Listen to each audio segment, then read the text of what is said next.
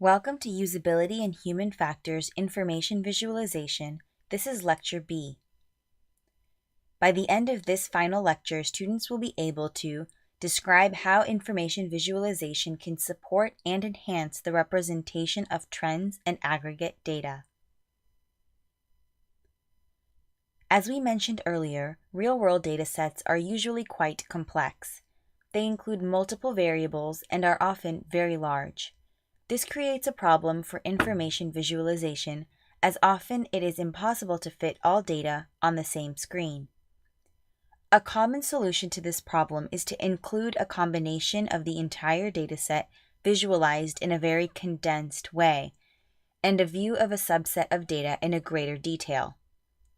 Two common approaches to presenting overview and detail are to use scaling either in space or in time. In case of scaling in space, overview and detail occupy different portions of the screen. In case of scaling in time, they take the same space but alternate in time. Let's take a more detailed look at different scaling techniques. The three common ways to provide overview and detail on the same screen are fisheye views, bifocal display, and perspective wall.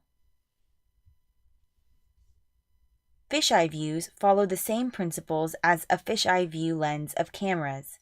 They show the central focused area in great detail and all areas outside of this focus in a condensed way to preserve context. Fisheye view approaches have been applied in different areas. Here is an example of using a fisheye view method to a list of items. As you can see, a few items are in focus and the rest of the sets are in a condensed way. This view allows users to examine items of interest while reminding them how long the list is overall and where they are within the list. Here is an example of using fisheye view concept for graphs. Bifocal display uses a similar concept, but instead of a radial distortion of everything outside of the focal view, it folds the visualization in three parts. The main focal part is then shown in great detail. The other two peripheral parts are shown in perspective. Here is a particular implementation of a bifocal display. Perspective wall uses a variation on the same idea. It uses a real three-dimensional perspective to distort areas outside of focal view. Here is an example of how a perspective wall could be used to show a large diagram on one screen. It could also be used for file navigation. The two common approaches to using time scaling are magic lens and panning and zooming. Magic lens follows an analogy of a magnifying glass. A user is given a tool that could be moved over the visualization. All the data covered by the tool is presented in great detail. However, it obstructs its close neighbors. Panning and zooming are two similar techniques. They allow the user to move between different levels of magnitude, zooming in on data in more detail, and zooming out to the more condensed overview. Many datasets are inherently hierarchical. For example, in clinical datasets, patients' family history is inherently hierarchical. The two main ways to represent these data types are node link and space filling. Node link hierarchies are very common in diagrammatic representations. A common way to visualize file structures is essentially a node link hierarchy. Some common problems with this visualization is that they quickly fill out screen real estate and that it is difficult to maintain overview of the data. Here are some examples of node link hierarchies.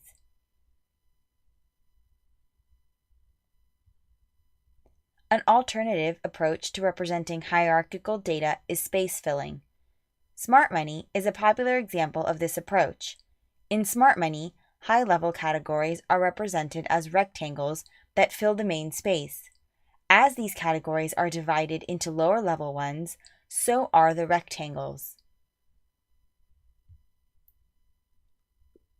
A very common data type in healthcare is time series. Much of patient health data can be considered as time series. A common way to represent time series data is on a two-dimensional graph with time usually indicated on the horizontal axis. Here is an example of time series calendar data. Linear graphs are the simplest and most common ways to represent time series data. However, often these data are periodic, following such cycles as seasons. A better way to represent periodic time series data is in a circular or spiral way. An additional benefit of spiral displays that changing their temporal cycle can help to discover periodicity in data. There are many situations in which no clever distortion technique can help designers fit all data on the screen, or the data is so complex that no one visualization can help to uncover its hidden properties.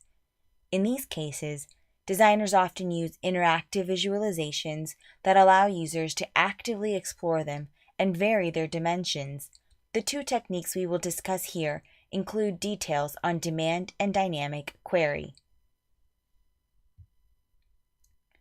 In details on demand approach, the details could be removed from the view, however, made available on demand.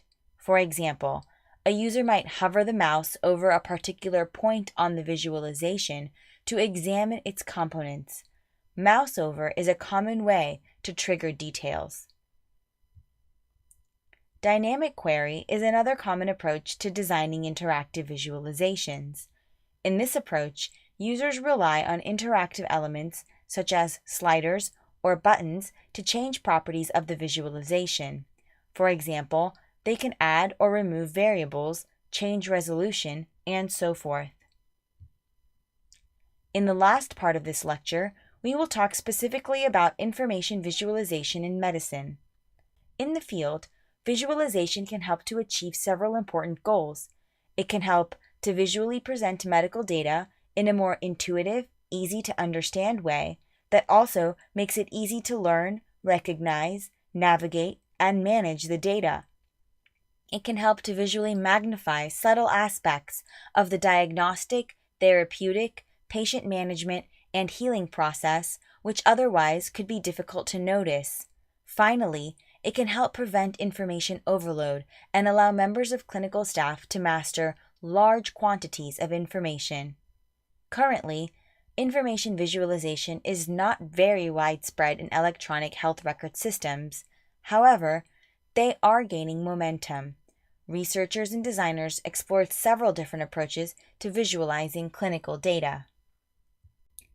One way to visualize patient data is to structure it around physical systems. For example, here you see data about the patient shown around the patient's organs and body systems.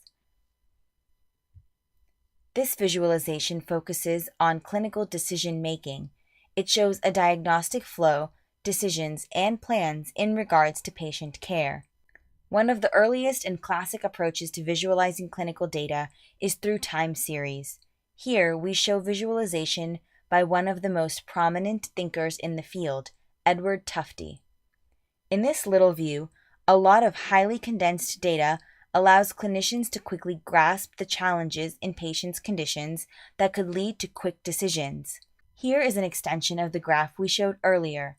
This visualization combines several different types of data in the same display, allowing the user to explore different components of the data simultaneously. This concludes Lecture B of Usability and Human Factors Information Visualization. To review, we discussed why any medical decisions are based on the ability to process information. The amount of available information is increasing exponentially, which is leading to information overload. And finally, that information visualization can help to make processing of information more effective and more efficient.